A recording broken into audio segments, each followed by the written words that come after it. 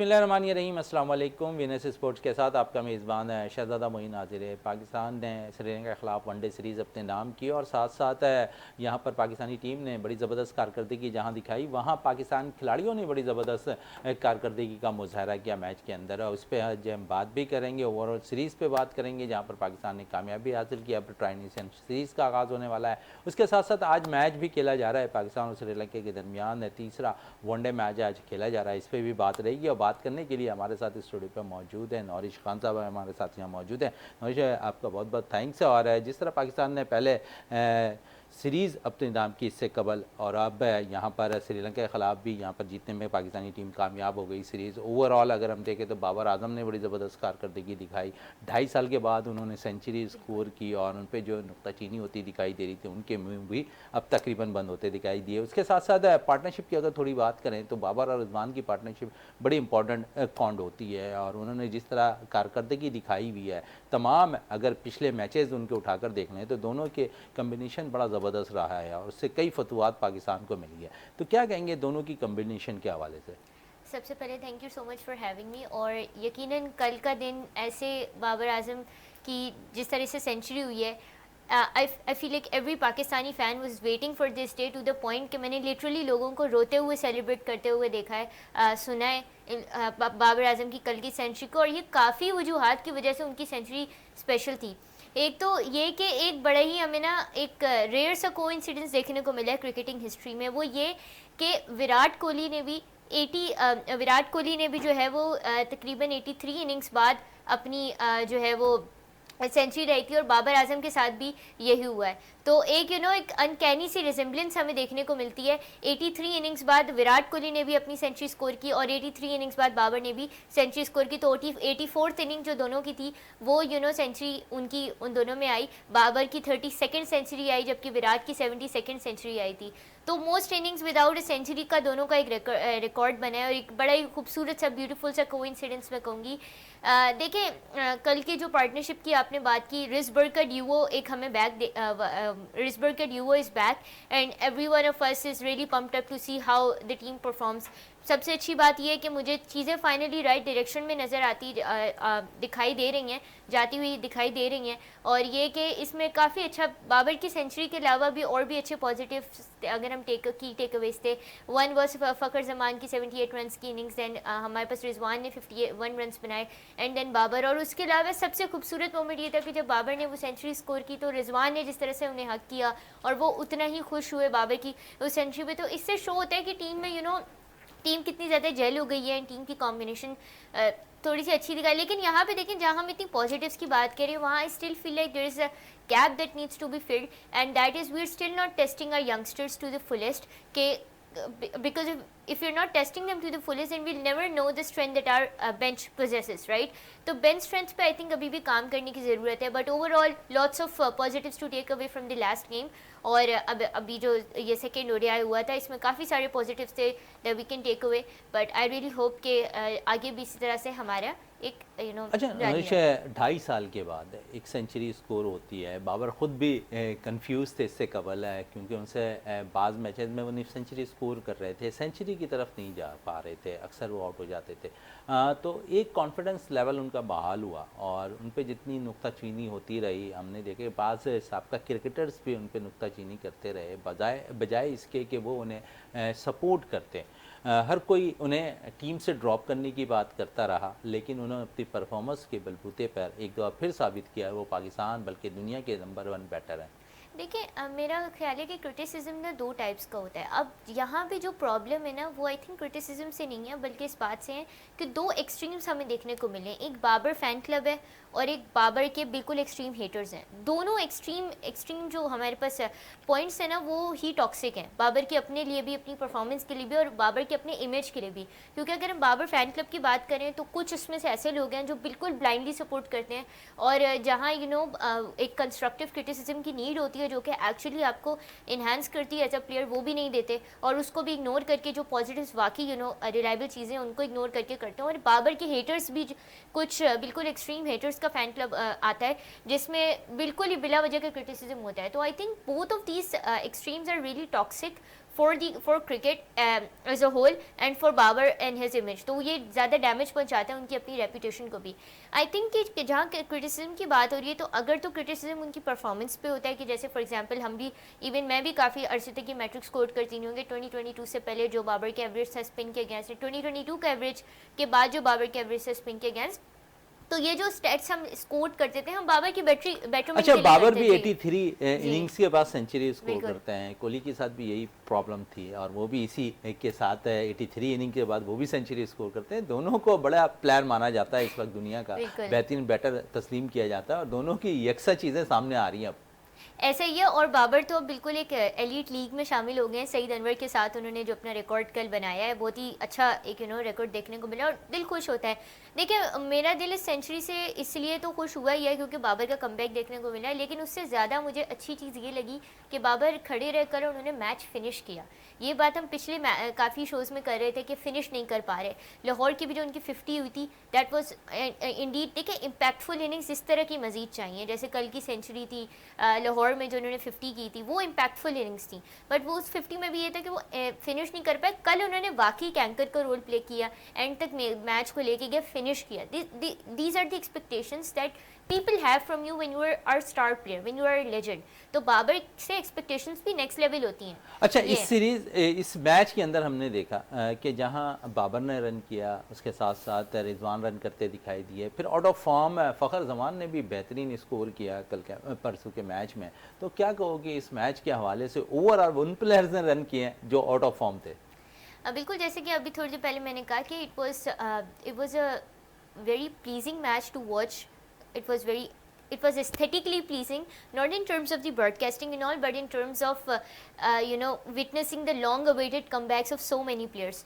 तो ये itself एक बड़ी हार्ट वार्मिंग मोमेंट होती है जब आप वेट कर रहे हो। बाबर की अपनी सेंचुरी की तो एक अलग ही लीग है, बट रिजवान के मैंने बात की, फ़खर ने स्टेप अप किया, even though he couldn't score that century, I am talking about Fakhar Zaman, but still उन्होंने 78 रन की इनिंग्स खेली। दैट वाज इन इटसेल्फ एक एक इंटेंट हमें नज़र आया। थोड़ा मुझे फाइनली थोड़ी उम्मीद मिली कि मिडिल ऑर्डर क्राइसिस सॉल्व होने की तरफ जा रहा है, लेकिन अभी भी मैं ये नहीं कहूँगी कि मिडिल ऑर्डर क्राइसिस हमारा सॉल्व हो जाएगा, क्योंकि अभी भी जो मुझे ड्रॉबैक नज़र आ रहा है दैट इज़ द फैक्ट कि हम अभी तक अपनी बेंच स्ट्रेंथ को प्रॉपरली टेस्ट नहीं कर पा रहे। तो आई फील लाइक कि ये थोड़ा सा गैप है जो हमें फिल करने की ज़रूरत है। इट्स क्योंकि कंसिडरिंग कि हमारे रिसेंट प्लेयर्स जिस तरह से उनकी फॉर्म वापस आई है, तो अब आई थिंक थोड़ा सा ये अगर हम फिल कर दें गैप, तो it would be a well rounded performance है। दूसरी बात ये कि बाबर की सेंचुरी की सबसे स्पेशल बात ये है कि ये सेंचुरी राइट टाइम पे आई है। अभी कुछ दिनों बाद ही बाबर अपनी बिग बैश लीग का डेब्यू करने जा रहे हैं, तो बिग बैश लीग के डेब्यू से पहली बाबर की जो है वो सेंचुरी आ गई। So it's in itself a heart warming. चलें, बाबर की सेंचुरी आ गई। बाबर ने भी बहुत कुछ करना है पाकिस्तान के लिए, और अब आप समझती हैं कि T20 फॉर्मेट के में जब उनके नाम शामिल हुआ, तो अब जिस तरह उन्होंने पिछले इनिंग्स खेली हैं, अब क्योंकि T20 मैचेस का भी आगाज़ होगा, तो इसमें आप समझती हैं कि बाबर अपना रोल अदा कर पाएंगे? आई थिंक येस, क्यों, और बाबर को करना भी चाहिए। इट्स नॉट कि उनको उनको आई थिंक करना चाहिए, क्योंकि और उनको ये चीज़ रियलाइज़ करनी होगी कि हर फॉर्मेट की अपनी डिमांड है। When you are playing in ODI match, तो you have to play with that intent. T20 थोड़ा फास्ट फॉर्मेट है, तो वो आपका वहाँ पे आपका स्ट्राइक रेट भी काफ़ी मैटर करता है। मैं ये नहीं कह रही कि ODI में मैटर नहीं करता, बट अगर as long as you are finishing the match and you are getting those runs for your team that actually matters, that are actually impactful, तो I think at the end of the day वो चीज़ matter करती है। तो ये चीज़ बाबर को T20 के अंदर भी लेके आनी पड़ेगी। थोड़ा सा इस तरह का 2021 T20 वर्ल्ड कप जब 152-0 से हमने इंडिया को हराया था, तो वो जो इंटेंट हमें रिजबर्ग का एक दिखा था, वो ड्यू आई थिंक हमें बैक नज़र आना चाहिए, और कंसिस्टेंसी मोस्ट इंपॉर्टेंटली मिलनी चाहिए। और मुसलसल तसलसल बैटर्स का ज़रूर रहना चाहिए कायम, और यकीनन अगर बाबर ने रन किया है तो इस तसलसल को बरकरार रखें और कंटिन्यू रन करते हुए दिखाई दें। सो ब्रेक के लिए कहा जा रहा है, ब्रेक से वापस आते हैं तो मज़ीद गुफ्तगू जारी रखते हैं, और भी हमारे साथ मेहमान स्टूडियो पे मौजूद होंगे।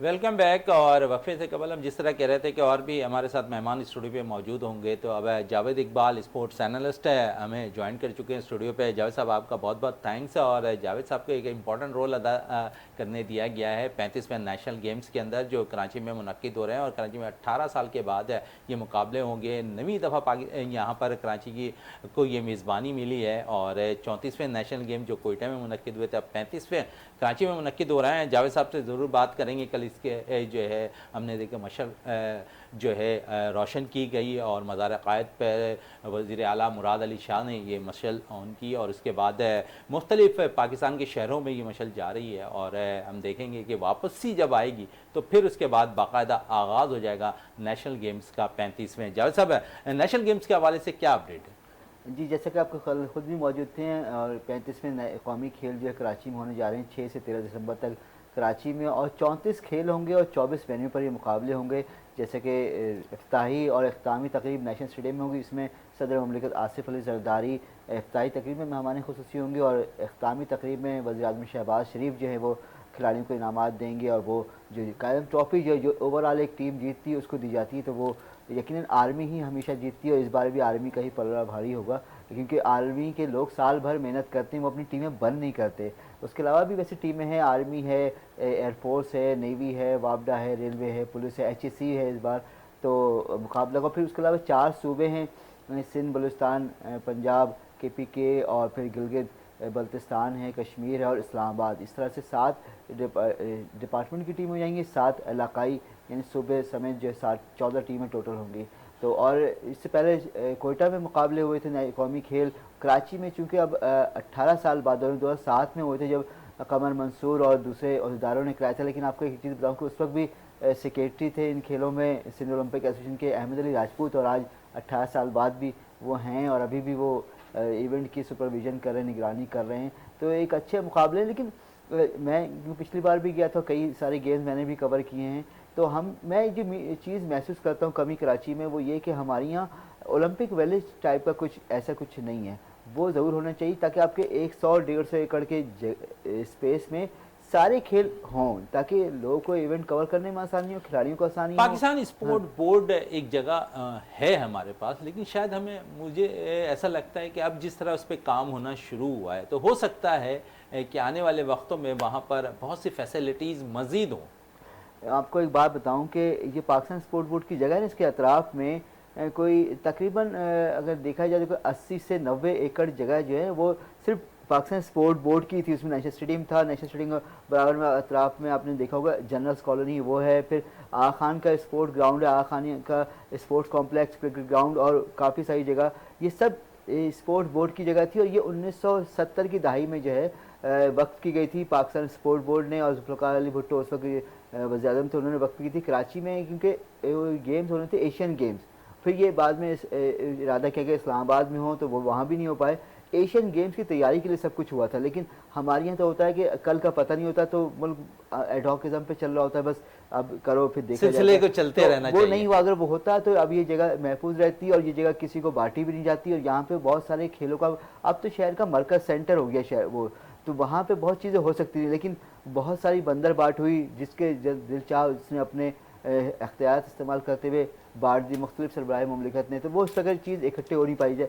लेकिन कोयटा में, पेशावर में, लाहौर में, इस्लामाबाद में ना स्पोर्ट्स विलेज टाइप का तस्वुर अभी भी बरकरार है कि वहाँ 150 एकड़ की जगह है कोयटा में, उसमें क्रिकेट के stadium, hockey stadium, football stadium, आपका जिम्नाजियम, PC, वहाँ बलुचिस्तान स्पोर्ट बोर्ड का ऑफिस, सब कुछ है। तो हमारे यहाँ ऐसा कुछ हो नहीं पाया। स्पोर्ट्स सिटी का उसको अगर नाम दे तो बेहतर होगा, लेकिन हम लोग अभी पता नहीं कब सोचेंगे। अब चले, यहाँ तो लड़ाई वफाक की भी और जिस तरह चल रही है उस पर हमें बड़ी नजर बेहतर नहीं हुआ। आपको और बताऊं कि अभी जैसे नेशनल गेम्स हो रहे थे 6 महीने पहले भी ये मुलतवी हुए थे, तो अब 6 महीने बाद होने जा रहे हैं। लेकिन उस वक्त एक चीज़ बड़ी शिद्दत से कभी महसूस की गई कि स्विमिंग पूल जो है ना मुकाबले यहाँ नहीं पाएंगे। इस्लामाबाद में, लाहौर में, कराची में 2 बड़े स्विमिंग पूल हैं जो स्टैंडर्ड ओलंपिक स्टैंडर्ड साइज़ के, एक कारसाज में नेवी का स्विमिंग पूल और एक कश्मीर रोड पे KMC का स्विमिंग पूल है, तो वो स्टैंडर्ड साइज़ के। लेकिन क्योंकि 2007 में जब यहाँ गेम्स हुए थे ना, तो स्विमिंग पूल की चैंपियनशिप यहीं पर हुई थी। तो उस वक्त भी ये जो टच पैड की मशीन, इससे टाइम रिकॉर्ड होता है, टाइम स्टार्ट होता है, तो वो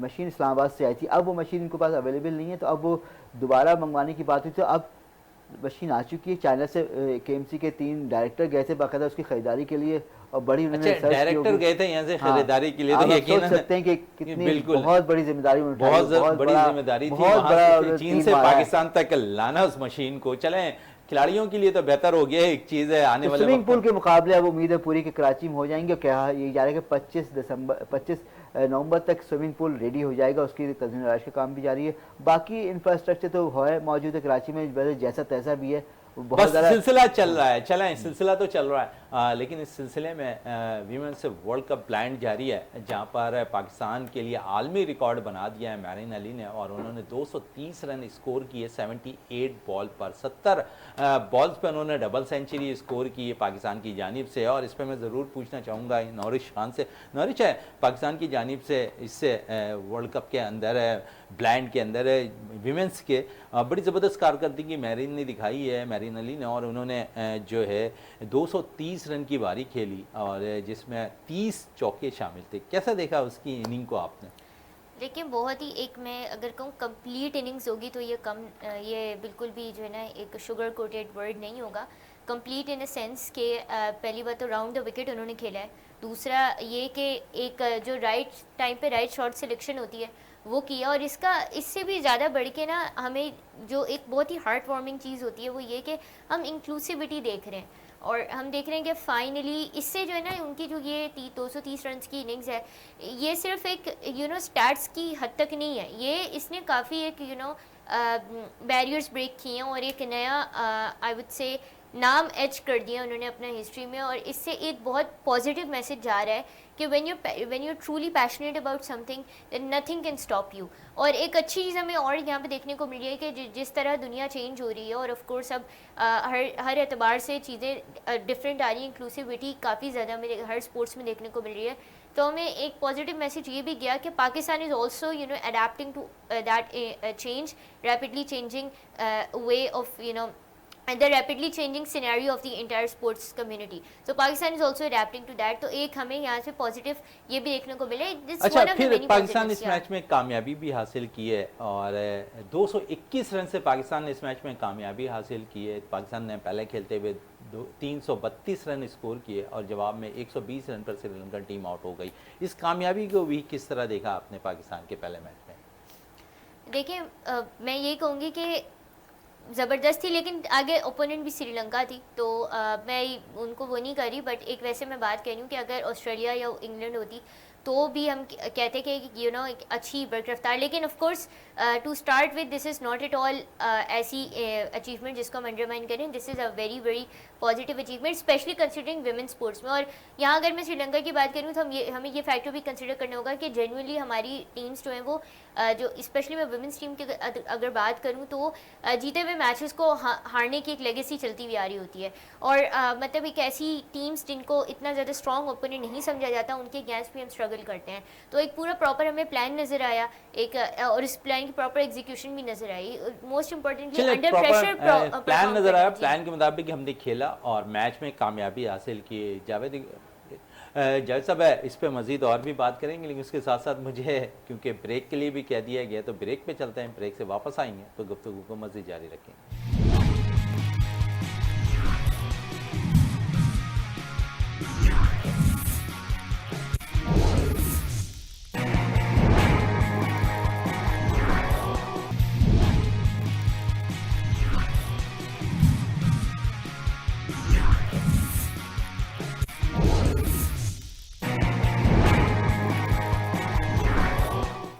वेलकम बैक। और वक्फे से जाने से कबल हम जावेद साहब से बात कर रहे थे नेशनल गेम्स के हवाले से, और मज़ीद उनकी तरफ जाते हैं। 34वें नेशनल गेम्स में सिंध ने सूबों में पहली पोजीशन हासिल की थी, अब ख़ुद मेज़बानी कर रहे हैं। जिस तरह कारकर्दगी रही है सिंध की टीम की, फिर ओपन ट्रायल्स हुए मुख्तलिफ गेम्स के अंदर, हम देखते हैं कि यहाँ पर बड़े अच्छे अच्छे प्लेयर्स हैं। क्या एक दफ़ा फिर मेज़बानी करते हुए हम टाइटल भरपूर जीतने की कोशिश करेगी सिंध की टीम? जी हाँ, आपने बड़ी अच्छी बात की कि सिंध ने जो है सुबह में जो है सबसे बेस्ट परफॉर्मेंस दी थी कोयटा में जब 2023 में नेशनल गेम्स हुए थे। मैं भी वहाँ पे मौजूद था मुख्तलिफ साफ़ियों के साथ कवरेज के लिए। तो इस बार भी सिंध की टीम ज़्यादा बेहतर तरीके से तैयारी से आई है, क्योंकि ट्रायल्स बड़े बताया यही गया कि शफाफ अंदाज में लिए गए हैं, मेरिट पर सिलेक्शन हुई खिलाड़ियों की। तो रिज़ल्ट तो जब मुकाबले होंगे पता चलेगा कि डिपार्टमेंट्स ने कितनी बेहतर तैयारी की है, बाकी सूबे पंजाब किस तरह आ रहा है। असल तो सबसे बड़ा दस्ता पंजाब से ही होता है, क्योंकि उनके खिलाड़ी ज़्यादा बेहतर तैयारी से आते हैं, उनके इंफ्रास्ट्रक्चर भी ज़्यादा बेहतर है हमसे। तो अब देखते हैं सिंध ने, लेकिन सिंध में जो सबसे ज़्यादा चांस पहले भी हुआ, अभी भी यही चांस है कि स्विमिंग जो है खेल है इसमें सबसे ज़्यादा ये मेडल्स हैं, तो उसमें ज़्यादा चांस भी होते हैं, क्योंकि सिंध की कराची की लड़कियाँ जो हैं स्विमिंग में बहुत अच्छा परफॉर्म कर रही हैं। खासकर अभी एक हफ्ते पहले ही यहाँ पे सिंध वुमेन स्विमिंग चैंपियनशिप हुई थी, उसमें हरीम मलिक जो है उन्होंने बड़ी ज़बरदस्त परफॉर्मेंस दी थी। 8 गोल्ड मेडल और उन्होंने कल भी लिए थे। उनकी, आज भी जो तकरीब है उनकी भी मुनक्किद होनी है शायद। जी तो वो उन्होंने दी थी और 5 नए रिकॉर्ड भी ब्रेक किए उन्होंने। पिछली बार भी बेहतर यानी बेहतरीन स्विमर वो करार पाई थी, और फिर अभी इस्लामिक गेम्स में भी हिस्सा लेने गई हुई हैं। तो उम्मीद की जा रही है कि इस बार वो अच्छी परफॉर्मेंस देंगी और सिंध को यकीनन आगे करेंगे। सब ज़्यादा मेडल्स भी उसी से आते हैं। दूसरा एक है एथलेटिक्स, लेकिन उसमें एथलेटिक्स में ज़्यादातर जो है पंजाब या आर्मी नेवी एयरफोर्स के लोग जो छा जाते हैं, क्योंकि उसमें वो साल भर लगे रहते हैं उनके अच्छा खिलाड़ी। जावेद साहब, आप स्विमिंग को बहुत ज़्यादा तवज्जो, आपने जिससे प्लेयर्स के हवाले से बात की, मैंने अक्सर उसे देखा, बेशक वो इस वक्त नुमाइंदगी कर रही हूँ सिंध की, पाकिस्तान की, लेकिन वो अक्सर मुल्क से बाहर होती हैं। तो क्या वजह है कि ये बेनिफिट उनको ज़्यादा सूट कर रहा है, या पाकिस्तान में रहती तो सूट करता हुआ दिखाई नहीं देता? नहीं असल में देखिए यहाँ जो अगर स्विमिंग चैम्पियनशिप जब भी होती है ना कराची में ख़ासतौर पे, तो वो स्कूल जहाँ पे स्विमिंग की फैसिलिटीज़ है, स्विमिंग पूल है, जैसे हाई पब्लिक है, कराची ग्रामर स्कूल है, सब ज़्यादा मेडल हमेशा लड़कों हों के मुकाबले में लड़कियों को वही लेता है। तो लड़कियाँ वहाँ ज़्यादा साल भर ट्रेनिंग करती हैं, स्कूल जाती हैं, उनकी रोज़मर्रा के रूटीन में होता है कि वो स्विमिंग भी कर लेती हैं, उसकी प्रैक्टिस भी आती है। तो ये अच्छा एक एडवांटेज मिलता है उन लोगों को, खासकर जिनके पास फैसिलिटीज़ है, वो ऐसे स्कूल जहाँ स्विमिंग पूल है। तो ये भले वो बाहर पाकिस्तान से ना भी हों तब भी वो अच्छी परफॉर्मेंस देती हैं। हाँ, यहाँ की इंफ्रास्ट्रक्चर बेहतर नहीं है, कोचिंग की कभी वो लोग महसूस करते हैं कि वो होनी चाहिए कोचेज़, ताकि बेहतर अंदाज में वो और बेहतर जाएँ, क्योंकि हमारा इंटरनेशनल स्टैंडर्ड फिर भी ठीक है। आपस में मुल्क में तो खेल रहे हैं ना, हमने भले 24 करोड़ लोगों में आपस में मुकाबले, उनमें बेस्ट स्विमर वही है ख़वातीन में। लेकिन अगर इंटरनेशनल स्टैंडर्ड पर जाते हैं तो मेरी नज़र में कोई बड़ा अब तक कोई अवार्ड पाकिस्तान जीत नहीं पाया स्विमिंग में। कभी कभार आपको वाइल्ड कार्ड पे एंट्री मिलती है, भले एशियन गेम हो, कॉमनवेल्थ गेम्स हो, ओलंपिक गेम्स हो, तो वाइल्ड कार्ड तक ही हम कमाल मसूद ने भी एक बार एंट्री ली है वाइल्ड कार्ड पे, लेकिन कर कुछ नहीं पाए हम लोग, आखिरी अच्छा नंबर चलें, पे कल आते हैं। करते हुए कुछ भी नज़र नहीं आया, लेकिन एक ऐसे खेल के हवाले से ज़रूर बात करूंगा जिस वक्त अगर हम देखें तो पाकिस्तान की टीम अच्छी कारकर्दगी का मुजाहरा कर रही है, वर्ल्ड कप क्वालिफाई के लिए भी क्वालिफाई कर चुकी है, और बांग्लादेश के ख़िलाफ़ अच्छा सीरीज़ उन्होंने खेला। जावेद साहब, कौमी खेल हॉकी पर अगर बात करें और फिर हम नेशनल गेम्स पर थोड़ी सी हॉकी के हवाले से बात कर लें, तो हमने देखा कि एक जानिब पाकिस्तान हॉकी फेडरेशन का रोल नज़र नहीं आया इस नेशनल गेम्स के अंदर, क्योंकि अमूमन ट्रायल हमने देखे कि इस वक्त पैरेलल ग्रुप को दे दिया गया और उन्होंने ट्रायल लिए, और फिर उनकी टीम जो है सिंध की नुमाइंदगी करती हुई नज़र आएगी। जी अभी भी हम हॉकी में खैर बहुत ज़्यादा दूर हैं, क्योंकि आपको याद है कि पिछले 3 ओलंपिक में हम क्वालिफाई नहीं कर पाए। यानी आपका 2014 का हुआ, 2016 का ओलंपिक रियो डी जेनेरो, फिर 2020 में हुआ टोक्यो में, फिर पेरिस में हुआ 2024 में। हम 3 लगातार ओलंपिक में क्वालिफाई ही नहीं कर पाए। अब वर्ल्ड कप के लिए भी क्वालिफिकेशन है, तो हमने सिर्फ बांग्लादेश को हरा के उसकी क्वालिफाई राउंड में क्वालिफाई किया। अभी हमने मेन राउंड की मेरी जगह नहीं बनाई है। तो अच्छा, ये इंटरनेशनल परफॉर्मेंस आपके सामने हो गई। हम वर्ल्ड जूनियर कप इंडिया में खेलने नहीं गए, वजह सियासी कशीदगी थी, जो भी था, हम खेलने नहीं गए। तो हम अब फिर आगे सीनियर वर्ल्ड कप भी वहीं होना है, तो वो कैसे जाएंगे फिर खेलने, ये भी मसला अच्छा, है। ये भी मसाइल चल रहा है, लेकिन साथ साथ बहुत से मसाइल ऐसे हैं जिस पे हमें अब काबू पाना है, और ख़ासकर हॉकी के लिए हमें वो तमाम फैसिलिटीज़ अब प्लेयर्स को देने पड़ेंगे, क्योंकि अगर फैसिलिटीज़ देंगे तो शायद हमारी टीम बेहतर हो जाए। देखिए सिर्फ फैसिलिटीज़ नहीं देनी है आपको, हॉकी के खिलाड़ियों को मुख्तलिफ डिपार्टमेंट खोलकर उनको नौकरियां देनी है। आज से 30 साल पहले, 40 साल पहले तो ये चीज़ आम थी कि हॉकी के खिलाड़ियों की नौकरियां बेशुमार थी, खिलाड़ी कम पड़ते रहे। वो एक 10 डिपार्टमेंट दूसरे डिपार्टमेंट, यानी नेशनल बैंक हो, हाई बैंक हो, पीआईए हो, कस्टम में तो जितने हॉकी खिलाड़ी ज़्यादातर कस्टम में ही नौकरी करते हुए अब तो सब रिटायरमेंट के करीब हैं, कुछ हो भी चुके बहुत सारे। तो अब इनको कस्टम में नौकरी मिलती नहीं, ना क्रिकेटर्स को मिलती है, ना हॉकी वालों को मिलती है। सब डिपार्टमेंट से इमरान खान की मेहरबानी से बंद हो गए। क्योंकि उन्होंने जो बेड़ा गर्क किया, जो खेल से अपनी दुश्मनी निभाई और निकाली, पता नहीं किस बात का उनको एक गुस्सा था कि डिपार्टमेंट बंद करके उन्होंने गुस्सा निकाला। जो एक आदमी खुद ही पीआईए से तनख्वाह लेता रहा कई सालों तक, उसने वो डिपार्टमेंट बंद किया आकर और दूसरों को बेरोजगार किया और खेलों को तबाह बर्बाद किया इस मुल्क में। ऑस्ट्रेलिया का फार्मूला कभी नहीं चल सकता था, वो उन्होंने लाने की कोशिश की। ऑस्ट्रेलिया में 6 वो है रीजन, सूबे आप कह लें उसको, कि उन काउंटीज़ की सतह पे यहाँ पे अभी ऑस्ट्रेलिया की आबादी 3 करोड़ है, हमारी आबादी तो सिर्फ कराची की 4 करोड़ है, 24-25 करोड़ इस मुल्क की आबादी है। दूसरा कि ऑस्ट्रेलिया की एवरेज सैलरी 2,500-3 हज़ार डॉलर है, हमारी नहीं। हमारी मसला ही पैसों का, रोज़गार का है, लोगों के फ़िक्र माश का है। आप कैसे उस माशरे को इस माशरे से मवाजना उसका कर सकते हैं? तो ये इनकी फ्लॉप पॉलिसी थी जिसका खमियाजा पूरी कौम भुगत रही है, खेलों में तबाही बर्बादी और जवाल के बाद। बड़ी ज़बरदस्त बात की इन्होंने, और साथ साथ क्योंकि बहुत सी चीज़ों में हम खेलों में थोड़ी सी और तवज्जो देते दिखाई दे रहे हैं। मैराथन, इस पर ज़रूर बात करूंगा। जावेद साहब, कल भी एक तकरीब में आप मौजूद थे, मिसबाह-उल-हक भी वहाँ पर मौजूद थे। अब हम देखते हैं कि इस तरफ बहुत ज़्यादा तवज्जो दे रहे हैं और हमारे एक साथी स्पोर्ट जर्नलिस्ट इस तरफ बहुत ज़्यादा फोकस भी कर रहे हैं और शायद उन्होंने पाकिस्तान का नाम भी रोशन करना शुरू कर दिया इस पर। जी, मैराथन का एक ट्रेंड चल पड़ा कराची में, फुल मैराथन हो रही है, अच्छी बात है। हम लोग अब उस रिकगनाइज हो रहे हैं क्योंकि शोएब निज़ामी इस मैराथन, फुल मैराथन के बानी हैं पाकिस्तान में। 3 साल पहले उन्होंने पहली बार शुरू किया, फिर पिछले साल भी मैराथन हुई, सीवी पे हुई, इस बार अब और ज़्यादा बड़े पैमाने पर, यानी फुल, यानी 42.2 किलोमीटर जो होती है, तो वो सीवी के समुद्र के करीब कुछ सड़कों पे होती है, तो अच्छा है। और लेकिन अगर ये जैसे आज से 30 साल पहले होती थी PMA marathon, Pakistan medical association वाले कराते थे, तो लेकिन वो मज़ार कायद के अतराफ में घूमती थी, शार कायदीन, शार फैसल, फिर शहीद मिलत से होते हुए मज़ार कायद पर ख़त्म हुई, 15-20 किलोमीटर का उसका फासला होता रहा। तो वैसा इनको चाहिए। वो शोएब साहब से मेरी बात भी, उन्होंने कहा हम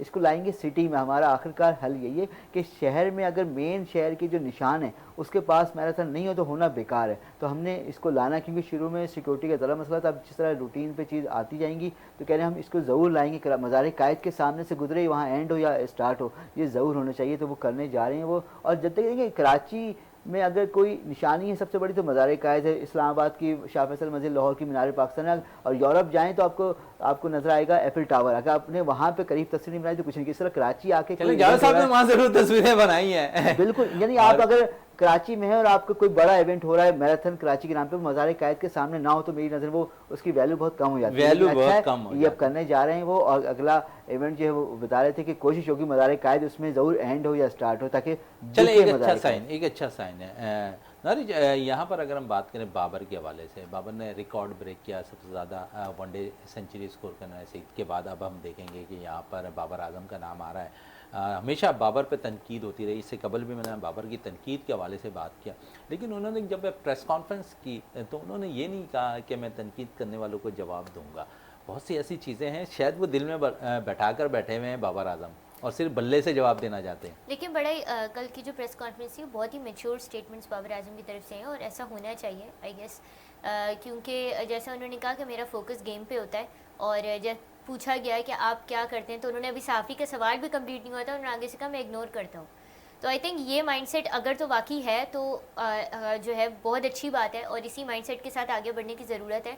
और I wish him nothing but the best of luck for the future. और बस मुझे ये उम्मीद है और मैं बहुत ज़्यादा मतलब एज अ क्रिकेट फ़ैन यहाँ पे बड़ी उम्मीद करती हूँ कि ये फॉर्म वर्ल्ड कप तक बरकरार है और वर्ल्ड कप में भी हमें ऐसी परफॉर्मेंसेज है, क्योंकि बायलैटरल्स में तो हो जाती हैं बट वर्ल्ड कप्स में अनफॉर्चुनेटली हमें नहीं दिख पाती। तो बस ऐसी इम्पैक्टफुल इनिंग्स की वर्ल्ड कप में भी ज़रूरत है। चलिए, बड़ी ज़बरदस्त बात कही इन्होंने कि ऐसी इनिंग बाबर से हमें वर्ल्ड कप में भी चाहिए तमाम मैचेस के अंदर, ताकि वर्ल्ड कप कामयाबी में पाकिस्तान में अहम रोल अदा कर सके। इस वक्त ब्रेक के लिए कहा जा रहा है, ब्रेक से वापस आते हैं, गुफ्तगू को मज़ीद जारी रखते हैं।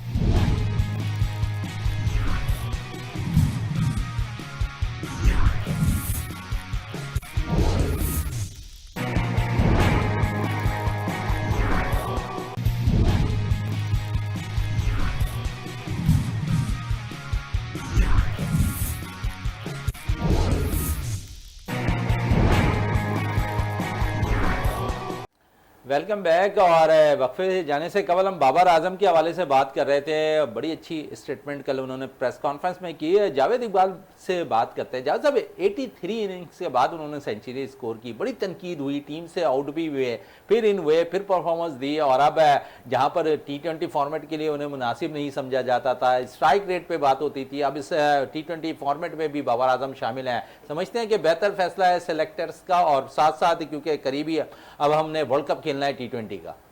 मैं पहले तो ये कहूँगा बहुत देर की मेहरबान आते आते कि सेंचुरी बनाई, लेकिन 83 इनिंग बाद बताया जा रहा है कितने काफ़ी इनिंग बाद उन्होंने स्कोर किए। लेकिन मैं तो तब मानूंगा क्योंकि मैं उस खिलाड़ी को मानता हूँ, जैसे मैं हमेशा मानता रहा मियां दाद को, वो था मैन ऑफ क्राइसिस।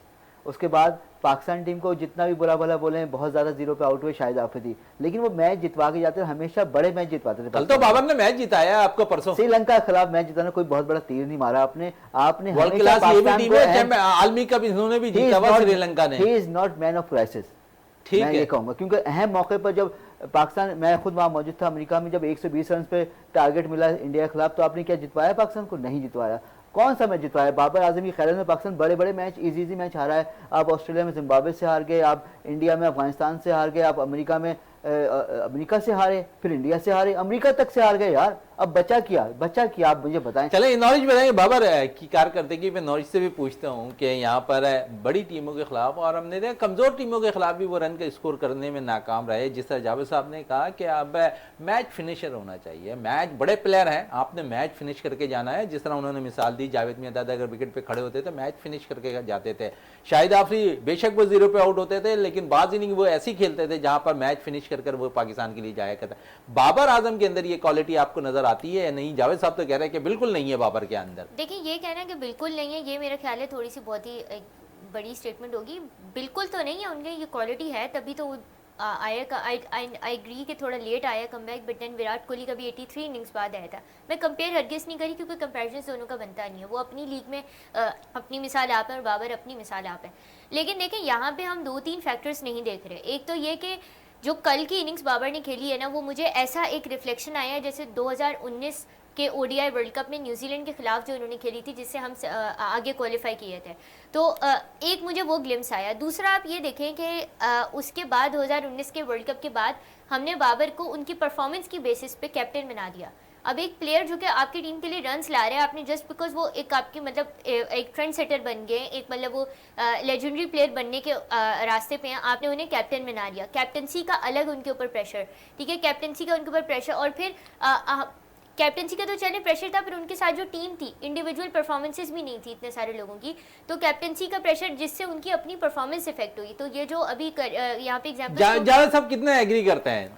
देखिए, वो इन्होंने कहा कि कैप्टनसी का प्रेशर भाई नहीं लेते ना कप्तानी क्यों ली? आप कोई टीटी लेकर खड़ा होता है, आपको कप्तानी लेने लोग तो मार देंगे। आप क्यों लेते हो कप्तानी? अगर आप एक दो काम नहीं कर सकते, दूसरे काम में क्यों जाते हो? वही काम करो जो कर सकते हो। और मेरी नज़र में तो जो आप कह रही हैं, थोड़ा सा करेक्ट कर लें कि 2019 वर्ल्ड कप में मैं इंग्लैंड में था, तो पाकिस्तान क्वालिफाई नहीं कर पाया था अगले राउंड में। पाकिस्तान ने 5 मैच खेले थे, लेकिन रन रेट पे आके पाकिस्तान पीछे गए कि आखिरी मैच, सबसे आखिरी मैच लीग का बांग्लादेश के खिलाफ था, सेकंड अफगानिस्तान के खिलाफ बड़ी मुश्किल से जीता अफगानिस्तान से, बांग्लादेश से जीत गए, लेकिन हम क्वालिफाई नहीं कर पाए रन रेट की वजह से। न्यूजीलैंड शायद चला गया, फिर न्यूजीलैंड ही फाइनल में पहुंचा रहा। लेकिन हमने हमेशा स्लो खेलते हैं, इतना स्लो खेलते हैं कि आखिर में जाके फंस जाते हैं।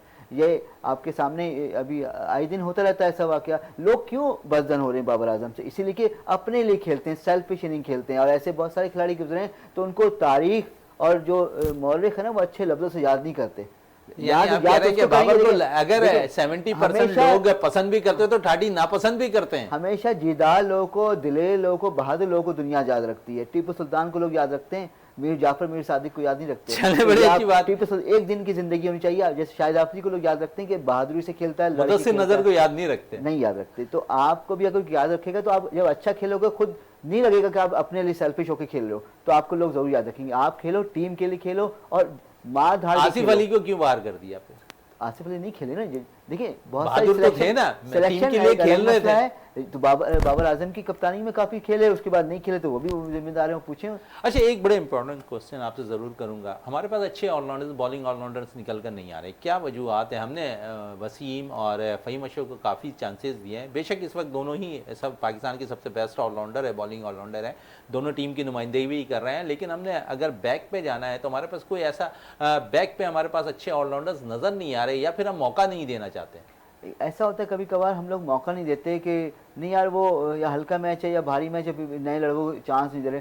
चांस दो भाई। जब आपने ये देखो, पिछली हिस्ट्री में जाओ, 99, 2003, 2007 ऑस्ट्रेलिया की टीम जो वर्ल्ड कप जीती ना, वो एक के बाद एक वर्ल्ड कप जीत रही, जो उनके लड़के जा रहे थे और दूसरे आ रहे थे, क्योंकि वो बैकअप में होते रहे। अभी ये इंडिया में भी यही हाल है। तो इंडिया में कोई आईपीएल की वजह से कोई नहीं, मैं कहता हूँ कि बड़े हैं, वो उनका एक आईपीएल पे दोनों प्लेयर सिलेक्ट ही नहीं करते हैं वो। दूसरा है कि हमारा इस वक्त जवाल का टाइम है, हाँ, एक वक्त था वेस्ट इंडीज़ के रूज का, उससे पहले इंग्लैंड के रूज का, फिर ऑस्ट्रेलिया के रूज का टाइम था, फिर 90s में पाकिस्तान टीम ज़बरदस्त होती थी, यानी दुनिया की मजबूत तरीन और नंबर 1 टीम होती थी। लेकिन अब पाकिस्तान टीम वो नहीं है, तो बड़े आपको इसलिए दूसरी टीम आपको बहुत ज़्यादा वो लग रही होती। बैकअप में खिलाड़ी जमा भी नहीं हो रहे, कुछ लोग शायद होने भी नहीं देना चाहते। अब ना फास्ट बॉलर कोई वैसे आ रहे, वसीम वकार, शोएब अख्तर जैसे फास्ट बॉलर भी नहीं आ रहे जो एक्स्ट्रा ऑर्डिनरी बॉल करें, जो मार दें, यॉर्कर मारें, बाउंसर मारें, सामने वाले को दहशत फैला दें। तमाम डर के खौफ ऐसी विकेटें तैयार नहीं की खौफ ना, का आलम हमने ऐसी विकेटें जावेद साहब तैयार नहीं की। अब कायद आज़म ट्रॉफी जारी है, आपके सामने आप देख लें, हुनैन शाह अच्छी बॉलिंग का मुजाहरा कर रहे हैं मेरी नज़र में। अब तक कायद आज़म ट्रॉफी में बड़ी ज़बरदस्त उनकी बॉलिंग जारी है। फास्ट बॉलिंग के शुबे में बात कर रहा हूँ। ओवरऑल अगर स्पिनर्स पे बात करें तो आपके दोनों टेस्ट स्पिनर्स ने विकेटें हासिल की हुई हैं। फिर अगर हम थोड़े से ऑलराउंडर्स पे बात करें तो आमिर जमाल कुछ हद तक अच्छा परफॉर्म कर रहे हैं। फिर बैटर्स की अगर बात करें तो कुछ ऐसे बैटर्स हैं जिन्होंने बड़े अच्छी इस कायद आज़म ट्रॉफी में रन स्कोर किए हुए हैं। खासकर पाकिस्तान टेस्ट कप्तान की अगर हम बात करें, उन्होंने सबसे बड़ी इनिंग भी खेली हुई है अपनी जानिब से और उन्होंने 250 रन भी स्कोर किए इस कायद आज़म ट्रॉफी के अंदर। फिर साथ बेग उभरता हुआ एक और विकेट कीपर बैटर कराची का, उसने कायद आज़म ट्रॉफी में अच्छा स्कोर किया। आज़ान उवैस एक और अच्छा ओपनर मैं कह सकता हूँ, उसने बड़ा ज़बरदस्त परफॉर्म किया हुआ है। फिर साथ साथ खुर्रम शहजाद, जिन्हें हम टेस्ट मैचेस में मौका नहीं दे रहे थे, लेकिन हम कायद आज़म ट्रॉफी में देख रहे हैं बड़ी ज़बरदस्त बॉलिंग का वो भी मुजाहरा करते दिखाई दे रहे हैं। तो हमें अब तो नज़र रखनी चाहिए। और बाज़ ऐसे प्लेयर हैं जिन्हें हम ने शायद दूध में मक्खी जिस तरह जाती है और निकाल कर फेंक देते हैं। मोहम्मद अब्बास के हवाले से मैं ज़रूर पूछना चाहूँगा, ऐसा टैलेंटेड फास्ट बॉलर जो पाकिस्तान की विकेटों में मैं कम अज़ कम समझता हूँ कि उन्हें मौका मिलना चाहिए। उन्होंने जब भी मौका मिला वो पाकिस्तान की खिदमत में हमेशा कलेडी की दार दाग किया है। जी, यकीन आप जो पॉइंट आउट कर रहे हैं बेहतर है कि ऐसा होना ही चाहिए, क्योंकि अब्बास जब अच्छी परफॉर्मेंस दे रहे हैं, यकीन अब सिलेक्टर को चाहिए कि उन पर नज़र करम करें और उनको मौका दें खेलने के लिए। ऐसा ना कि बहुत सारे खिलाड़ी तो हमारे सामने ऐसे आते हैं, अच्छी परफॉर्मेंस देते रहते हैं, डोमेस्टिक में दे दे के थक जाते हैं, फिर अगर किसी ने उनको एक मौका दे भी दे, उसके लास्ट टाइम में बस वो फिर एक खिला के बराए नाम उसकी हाजिरी रस्मी कार्रवाई होती, फिर वो चला जाता है कि शायद एक टेस्ट क्रिकेटर बनी। यानी आने वाले वक्तों में आप देख रहे हैं आसिफ आफरीदी मैच नहीं खेलेंगे। आप आसिफ आफरीदी जो खेले हैं आपके सामने डेब्यू उनका हुआ। नहीं, मैं यही कह रहा हूँ, आने वाले मैच में आपने कहा ना कि जब एज ज्यादा हो जाता है मैच देते हैं फिर बाहर कर देते हैं, तो आसिफ ने तो 8 ईयर्स के अंदर इंसाफ जब बहुत ताखिर से मिले तो वो इंसाफ भी बेकार ही होता है। तो इतनी ताखिर भी ना करें, जैसे कहते हैं सबर का फल जो इतनी देर से ना मिलेगा फल सड़ा मीठा तो होता है ना सबर। इस पे कितनी एग्री करोगी? देखिए, बात वही है, कंसिस्टेंसी की बात होती है। जब आप एक प्लेयर को सिलेक्ट करते हैं तो एटलीस्ट आपको उनको थोड़ा कॉन्फिडेंस देना चाहिए। आप यहाँ आसिफ अफरीदी की बात करें, मैं यहाँ पे कामरान गुलाम का जिक्र करना चाहूँगी, जिन्हें अभी हमने टेस्ट सीरीज़ में मौका दिया और उन्होंने परफॉर्म भी करके दिखाया, बट फ़ौरन हमने उन्हें फिर रेस्ट करा दी।